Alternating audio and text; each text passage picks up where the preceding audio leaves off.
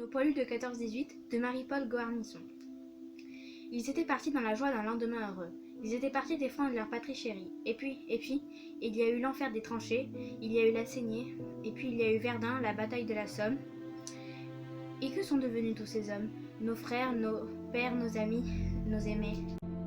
Certains sont revenus le visage ravagé par la souffrance, les yeux creux, sans plus aucune espérance, le cœur déchiré par tant de cruauté.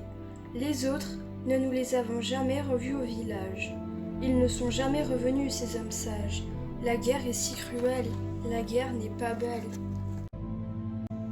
Elle enlève aux mères leurs enfants, aux femmes leurs maris, aux femmes leurs amants. Mais aujourd'hui, nos autres vivants, leurs frères de combat, leurs amis, et nous, leurs fils, leurs petits-enfants, nous sommes ici pour pleurer sur leur corps et surtout pour leur dire merci. Merci d'avoir lutté si bravement pour notre patrie, pour notre liberté aujourd'hui.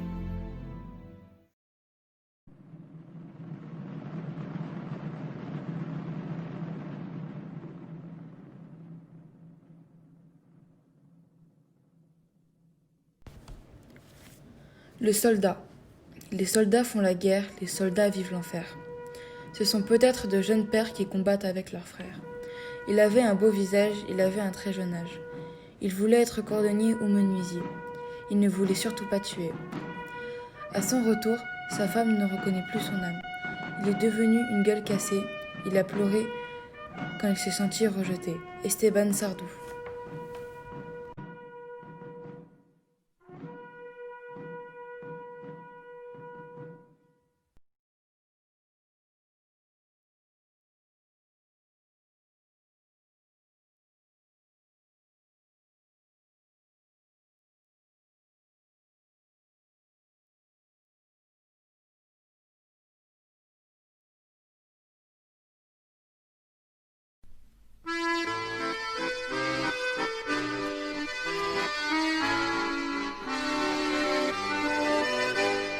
Quand au bout de 8 jours, leur peau terminée, on va reprendre les tranchées.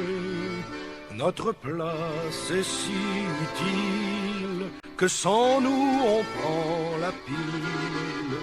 Mais c'est bien fini, on en a assez, personne ne veut plus marcher. Et le cœur bien gros, comme dans un sanglot, on dit adieu au ciblot. Même sans tambour, même sans trompette, on s'en va là-haut en baissant la tête.